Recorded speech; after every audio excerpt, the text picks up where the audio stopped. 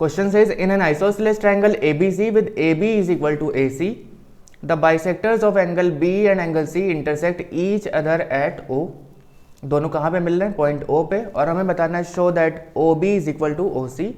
और फिर second part बाद में देखते हैं। पहले अगर OB और OC इक्वल बताना है उसके लिए देखिए क्या क्या करना पड़ेगा। तो आपको गिवन है AB और AC बराबर है और साथ साथ बोल दिया है कि एंगल B और एंगल C के पास से जो लाइन जा रही है वो इन दोनों एंगल्स को बाइसेक्ट करेगी, यानी BO बाइसेक्ट कर रही है। अगर ये x है तो ये भी x होगा, ये अगर y है तो ये भी y होगा। ऑलराइट, लेकिन क्योंकि यहाँ पे दोनों साइड्स इक्वल हैं AB और AC, तो अगर ये एंगल x है टोटल तो ये भी x होगा, क्योंकि sides opposite to equal angles. तो टोटल x है, अगर बोल दिया कि ये बाइसेक्टर है तो इतना पार्ट x/2 हो जाएगा और ये वाला पार्ट भी x/2। इसी तरह ये भी x/2 और नीचे वाला भी x/2 हो जाएगा। ठीक, तो चलिए अब देखते हैं इसको स्टेटमेंट्स में कैसे लिखेंगे। सबसे पहले आपको जो गिवन है AB और AC, इसी से अप्रोच करेंगे। अगर AB इक्वल टू AC है तो जैसा अभी बताया एंगल B और एंगल C भी बराबर हो जाएंगे, क्योंकि sides opposite to equal angle या फिर angle opposite to equal side, इन दोनों में से कुछ लगता है। ठीक है, इसके अलावा अगर हम हाफ ऑफ एंगल B करें और वो भी हाफ ऑफ एंगल C के बराबर हो जाएगा। क्या किया है? सिंपली दोनों साइड हाफ से मल्टीप्लाई कर दिया है। अब हाफ ऑफ एंगल B है क्या?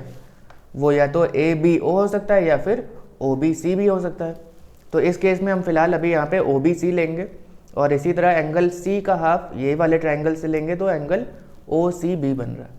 ठीक है, अब OB और OC भी बराबर होंगे, क्योंकि ये वाला एंगल और ये वाला एंगल अभी अभी आपको दिख रहा है बराबर हो चुका है, यानी इनके अपोजिट जो साइड्स हैं वो भी इक्वल होंगे। तो आपको फर्स्ट पार्ट में यही प्रूव भी करना था, show that OB is equal to OC, तो वो यहाँ से प्रूव हो चुका है। ऑलराइट, सेकेंड पार्ट में हमें ये प्रूव करना है कि show that OA bisects angle A।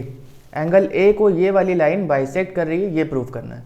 तो उसके लिए हम दो ट्रायंगल्स लेंगे, ट्रायंगल ABO और ट्रायंगल ACO। इन दोनों में देखिए एक ये साइड इक्वल है और ये वाला साइड इक्वल है, AO दोनों में कॉमन है और इसके अलावा ये OB और OC भी इक्वल है, क्योंकि अभी अभी हमने इसको प्रूव किया है। तो कौन सी यहाँ पे प्रॉपर्टी लगेगी, कौन सी थ्योरम लगेगी?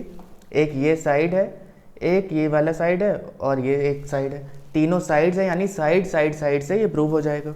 इसके अलावा अगर आप देखें यहाँ पे एंगल ABO और एंगल ACO भी बराबर होगा, क्योंकि एंगल B और एंगल C को ये वाली लाइन बाइसेक्ट कर रही है।